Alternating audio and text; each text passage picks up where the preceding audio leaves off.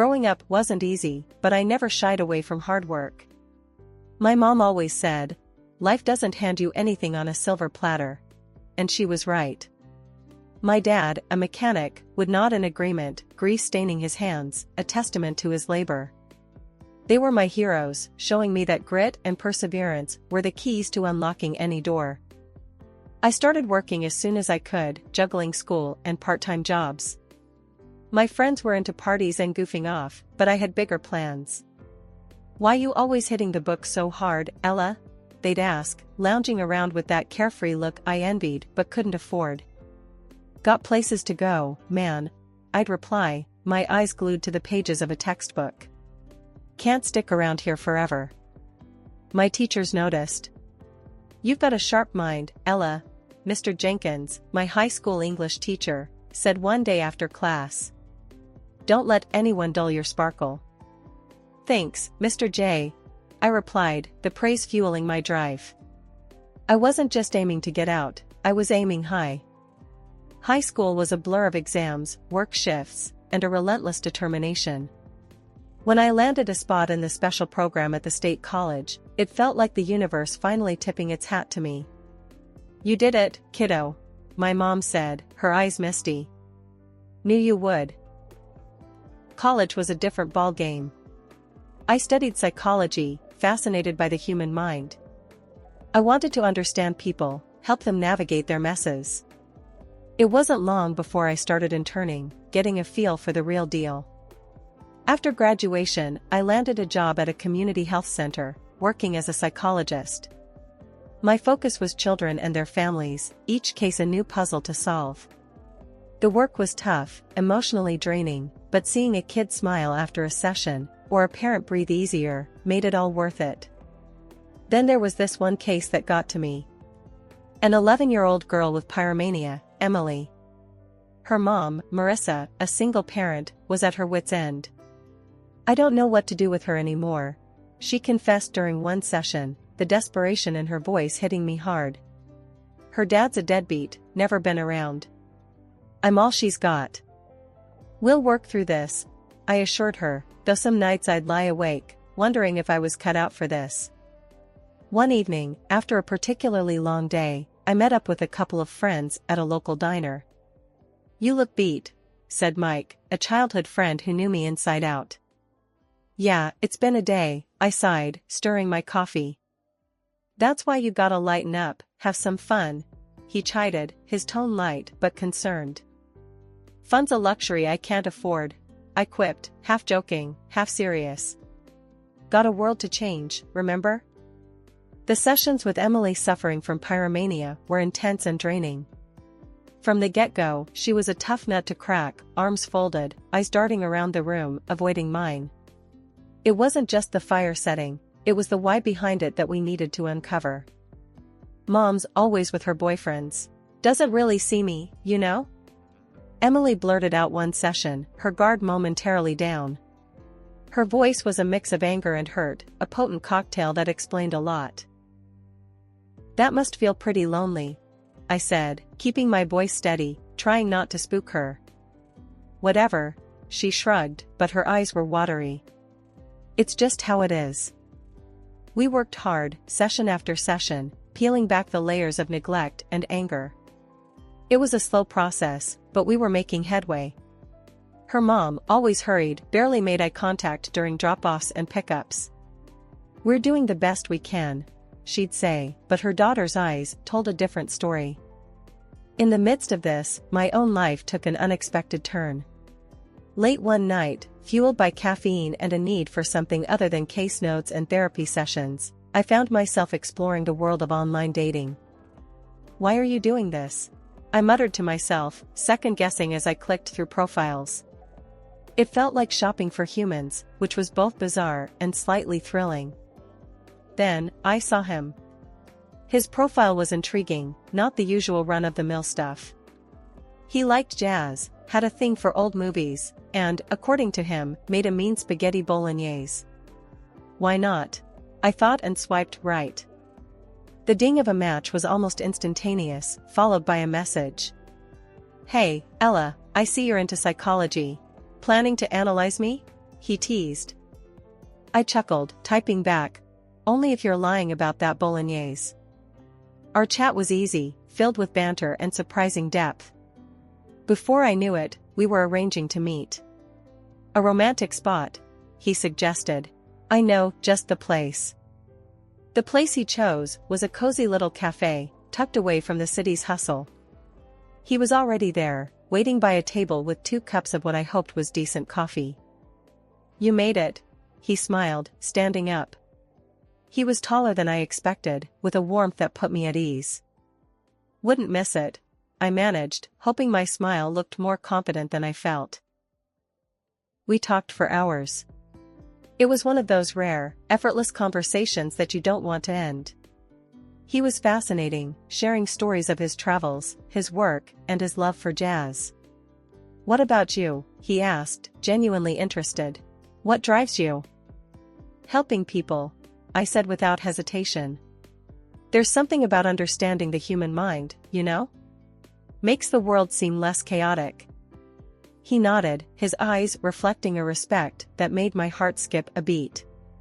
That's impressive, he said earnestly. As the evening wound down, he walked me to my car. I had a great time tonight, he said, his voice soft in the dim light. Would you be interested in doing this again? I nodded, my heart racing. I'd like that. Great, he smiled, his eyes crinkling in a way that made my knees weak.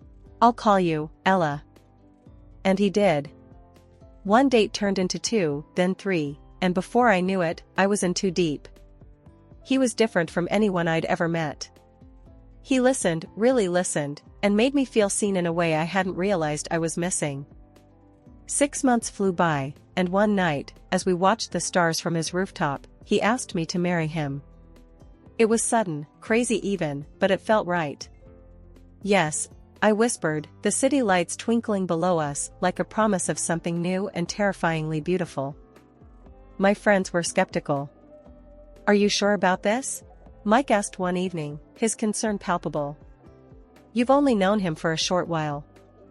I've never been sure of anything, I replied, my decision firm. I was ready to start this new chapter, to explore this unexpected connection that had blindsided me in the best possible way. Life took a quaint turn right after we said, I do. My husband, with his steady job, was raking in enough dough to keep us comfy, cozy even. He came up with this idea, kind of out of the blue. How about you cut down on the work hours, babe? Just focus on us, the house, make it a real home, he suggested one evening, his eyes all lit with hope.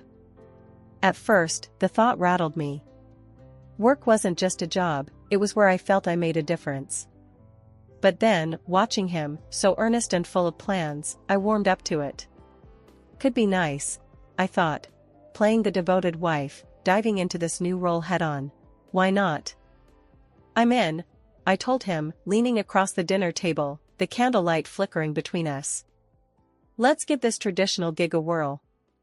He was over the moon. You won't regret this, I promise. We'll have the perfect life, you'll see.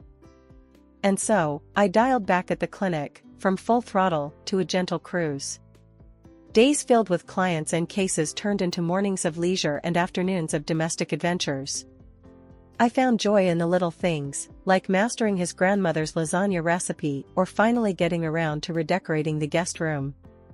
It was a novel experience, this playing house, and for a fleeting moment, it was bliss. Look at you, Ella, all homemaker and stuff, my friend Linda teased over a cup of coffee one afternoon. Never thought I'd see the day. I laughed, rolling my eyes. Neither did I.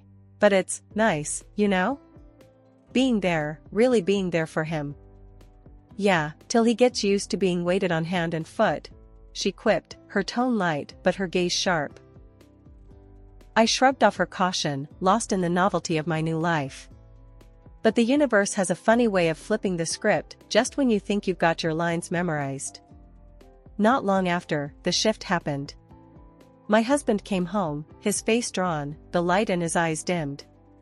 Ella, we need to talk, he began, the words hanging heavy between us. What's up? I asked, trying to keep the worry out of my voice.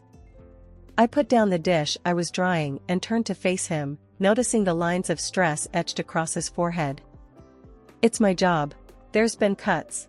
My hours, my pay, it's all been slashed, he confessed, finally meeting my gaze. The despair in his eyes was something I hadn't seen before. My heart sank. Okay, we can work through this, I said, more to convince myself than him. I'll pick up more hours at the clinic. We'll cut back on some stuff. It'll be tight, but we can manage. He nodded, looking somewhat relieved, but the tension between us didn't dissipate with the decision. If anything, it marked the beginning of a change that neither of us had anticipated. The following weeks were a blur of work, stress, and silent dinners. My return to full-time hours meant dealing with more cases, more responsibilities, and less time at home. The balance we had found, the rhythm of our life together, was thrown off kilter. "You're always at work, Ella," he complained one evening, his tone sharper than I'd expected. "When you are home, you're too tired to even talk." I bristled at the accusation. "Well, someone's got to keep us afloat," I shot back, my fatigue boiling over into frustration. "I don't see you jumping to find a solution." One day, coming home later than usual, I found him on the couch, the TV blaring some show he wasn't watching. The house was a mess, dishes piled up, and it looked like no effort had been made to do anything. My patience, worn thin by a long day of back-to-back sessions, snapped. "This place is a mess. Do you even care anymore?" I asked, frustration boiling over. He turned off the TV and stood up, his expression darkening. "Why should I? It's not like you're ever here to see it." That hurt. More than the mess, more than the tired arguments. It was the indifference, the resignation in his voice, that cut me the deepest. "We agreed to this. We agreed that I would work more to help us through," I reminded him, my voice trembling with emotion. "Yeah, well, maybe that was a mistake," he retorted, his words like a slap in the face. Things started to get real weird at home. My husband began changing. Coming home late, smelling like he'd bathed in a perfume store. I tried to brush it off, telling myself, "Nah, he's just stressed from work." But deep down, I knew something was up. One night, he came home later than usual, reeking of some fancy perfume. "Where've you been?" I asked, trying to keep my voice steady, but it trembled anyway. "Work, where else?" He avoided my gaze, heading straight to the shower. "Since when does work smell like a flower shop?" I muttered to myself. That night, I couldn't sleep. The bed felt too big, his excuses too thin. The next evening, when he came home late again, I decided to confront him. "This has to stop," I said, blocking his path to the shower. "What's got into you?" He tried to sidestep me, but I stood my ground. "The late nights, the smells, the lies. What's going on?" My voice cracked, betraying my attempt at toughness. He sighed, a sound of defeat. "It's just work, Ella, okay? Things are complicated." "Complicated how?" "You're smelling like someone else's perfume." I shot back, anger rising. He didn't respond, just shrugged and said he was tired, walking past me. But I wasn't about to let it go. The doubts, the suspicions, they were eating at me. I had to know the truth. The decision came easy, but felt heavy all the same. I called a private investigator the next day. "I need to know what my husband's up to," I told the voice on the other end, feeling like a traitor for even saying it out loud. The PI was all business. "We can start tailing him tomorrow." "It'll cost you, though." "Do it," I said without hesitation. Money was tight, but I needed peace of mind more than I needed cash. The waiting was the hardest part. Every time he left the house, I wondered if he was meeting her. Whoever she was. And every time he came back, acting like nothing was wrong, I felt more like a fool. It was 2 weeks of agony before the PI got back to me. "Got something you'll want to see," he said, his voice grim. We met in a coffee shop, the kind of place she'd never look twice at. He slid a folder across the table to me. The photos inside made my heart stop. There he was, my husband, all smiles and laughs with a woman I recognized instantly, Marissa, the mother of one of my young clients dealing with pyromania. Her daughter, Emily, had been coming to me for months. To see her mom entwined with my husband, it was a gut punch. But the next detail the PI shared knocked the wind out of me. Your husband's lady friend? She said to marry some young bartender in a few months. I couldn't believe it. Marissa, engaged? And to a bartender, no less, while carrying on with my husband? It was like some twisted soap opera, but it was my life. I thanked the PI, my mind racing with this bombshell information. I had to do something, but confrontation wasn't going to cut it. No, I needed to be smarter, play the long game. Marissa and my husband had made a fool of me, but I was going to turn the tables. The day started off like any other, but when that phone call came in, I could tell something was off. He was all hasty, grabbing his things, and muttering about being called into work. At this hour? I quizzed him, eyebrow raised. Yeah, emergency at the office, he replied, not quite meeting my eye. I let on like I bought it, nodding and watching him rush out. But instead of heading back to my evening plans, I followed him. Something deep in my gut told me this emergency was anything but. His car led me straight to an apartment building, not exactly your typical late-night office scene. I waited a bit before following him inside, making sure I wasn't seen. He went straight to one of the apartments. The door, to my surprise, was unlocked. Heart pounding, I pushed it open and stepped into a scene straight out of a nightmare. There he was, with her, Marissa, and the daughter she's always talking about, Emily, the one struggling with pyromania. The shock on their faces said it all, especially Emily, who looked like she wanted the floor to swallow her up. So, this is work, huh? I couldn't help the sarcasm dripping from every word. He went pale, a guilty man, caught in the act. He started rambling, something about this being his ex-fiancée and the kid being his. I almost laughed at the absurdity.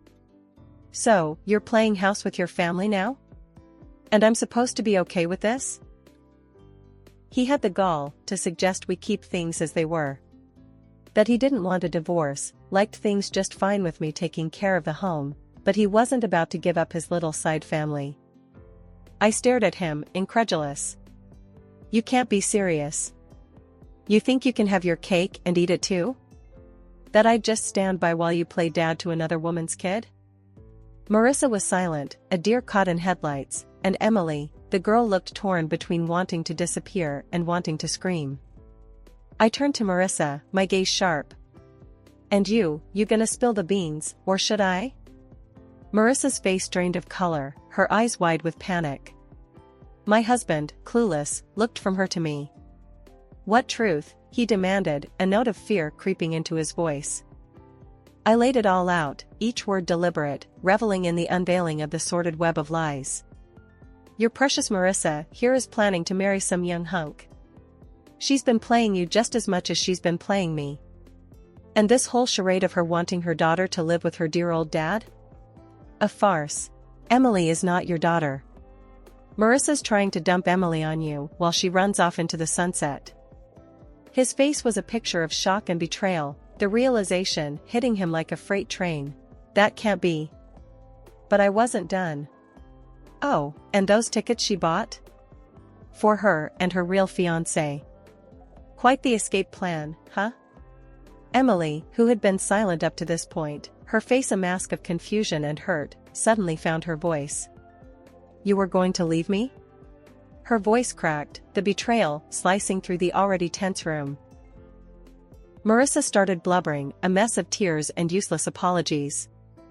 I thought. Save it, Emily snapped, her young face hardened by the harsh truths. I'll call child services myself. See how you like being abandoned. The girl then turned to me, her eyes pleading. Can you help me, Ella? Please? I nodded, my heart aching for her. Of course, Emily. I'll give them everything they need to know. As Marissa sobbed, begging for forgiveness, Emily stood resolute, her decision made. And me? I was already mentally drafting the divorce papers in my head. "You'll be hearing from my lawyer," I told my soon-to-be ex-husband, my voice cold. "I want compensation for every lie, every betrayal." Walking out of that apartment, I left behind the chaos, the lies, and a marriage built on deception. I stepped into the light of day, the weight of my shattered illusions falling away with each step. I found myself a new place in a decent part of town where the streets were quiet, and the neighbors minded their own business. It wasn't just a change of scenery, it was a statement. I was moving on, physically and emotionally. The day I signed the lease on that apartment, I felt a weight lift off me. The divorce was a battle, make no mistake. I went in guns blazing, determined to not let him off easy, not after everything. Either way, I walked out of that courtroom with a substantial chunk of financial compensation. For the cheating and the treason, my lawyer had said, almost like we were discussing a crime novel, instead of my failed marriage. Sitting in my new kitchen, surrounded by unpacked boxes, Linda came over with a look that said she meant business, but also had a softness in her eyes. She dumped a greasy takeout bag on the table and flopped down on a chair.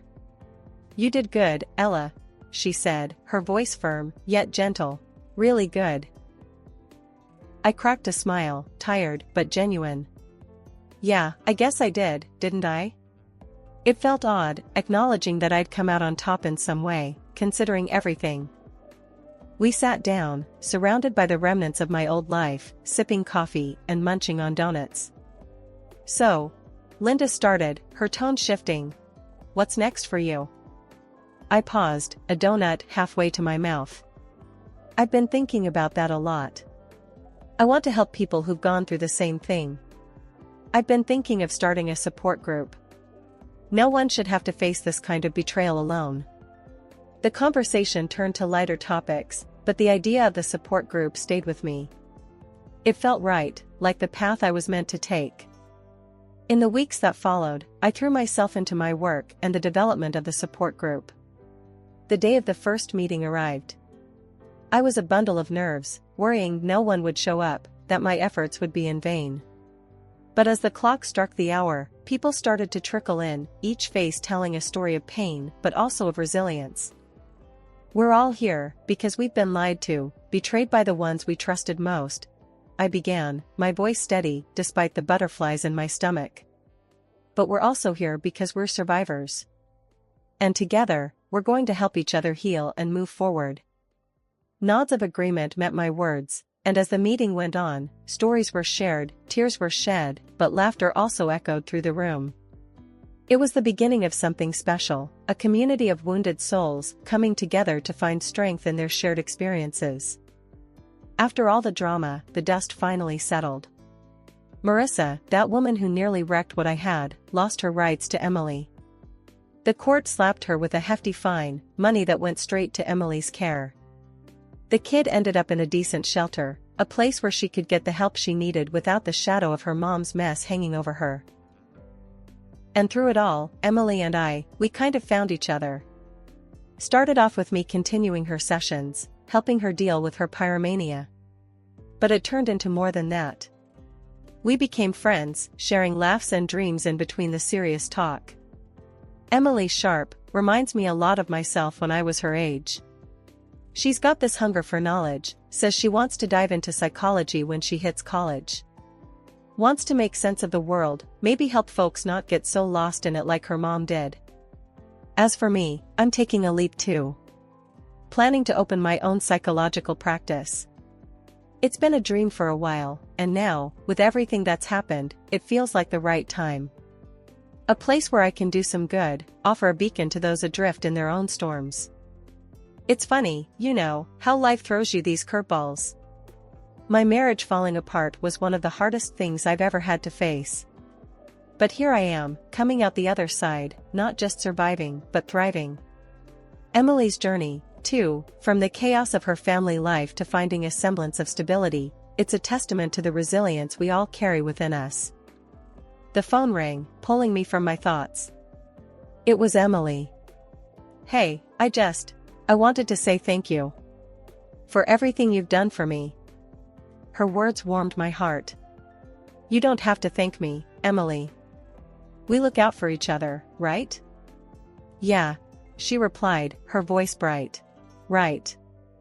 Hanging up, I looked around my little apartment, at the life I was rebuilding piece by piece. It wasn't going to be easy, but for the first time, I felt hopeful about the future. I had found purpose in the pain, a silver lining in the storm cloud of betrayal.